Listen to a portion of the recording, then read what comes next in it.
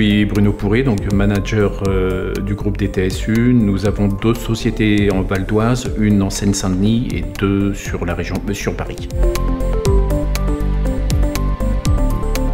Les TSU, c'est le développement du transport sanitaire et de l'urgence.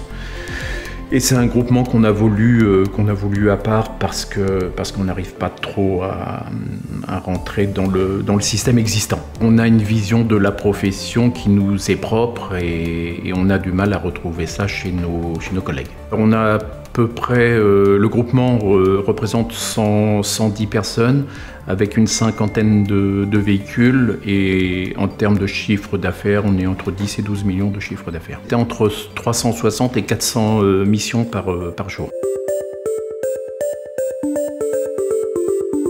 C'est juste de se dire demain, un membre de ma famille sera sur le brancard et qu'est-ce que je veux pour cette personne-là, voilà.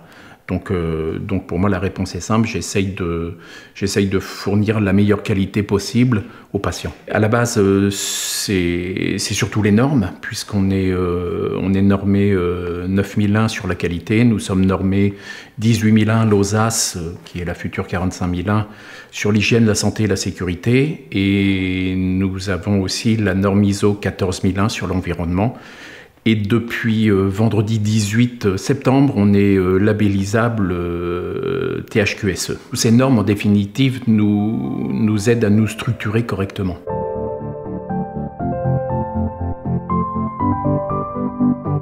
Même si on pense qu'en ville, on a, comment dirais-je, les gens sont entourés, c'est une erreur. Voilà.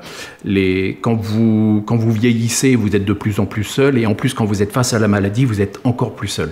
Voilà. Donc nous, ce que l'on essaye de faire, c'est de créer du lien entre les patients, et ça a bien pris. À la base, c'est parti du centre hospitalier privé nord-parisien qui était entré donc dans la démarche RSE et qui nous a demandé comment faire pour, comment dirais-je, pour rejeter moins de CO2, pour limiter les rejets de particules fines et extra fines.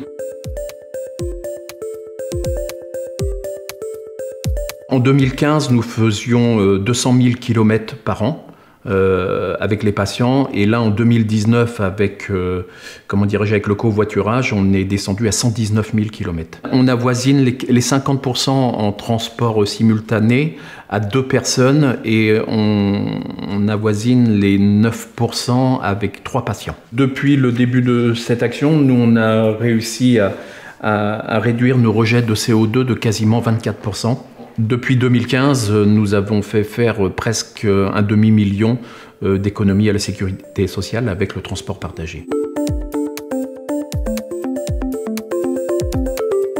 Petite baisse de chiffre d'affaires, oui c'est sûr que comment dirais-je, puisque quand on fait du covoiturage, inévitablement vous avez des abattements à faire, un abattement à faire lorsque vous avez 2 patients ensemble, un autre abattement plus important à faire quand vous avez 3 personnes dans le véhicule, donc inévitablement ça fait baisser votre chiffre d'affaires et c'est ce que l'on craint surtout au tout début, mais après on s'aperçoit que les économies sont supérieures à cette baisse de chiffre d'affaires. Donc moins de personnel, moins de carburant, moins de véhicules, et on a tout intérêt à aller dans ce sens.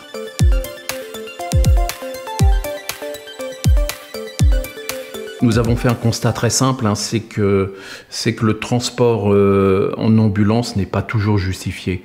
On s'est aperçu que 60% des patients transportés ne nécessitaient pas de position allongée obligatoire. L'ambulance est souvent prescrite pour un problème de mobilité. On se doit de chercher des moyens pour faire des économies parce que les transports vont être de plus en plus à la charge, soit des centres de santé ou des centres hospitaliers. Faisons attention à la Terre, voilà. Faisons attention à notre planète, faisons attention aussi aux dépenses. Il est préférable de garder l'argent pour des traitements plutôt que pour des transports.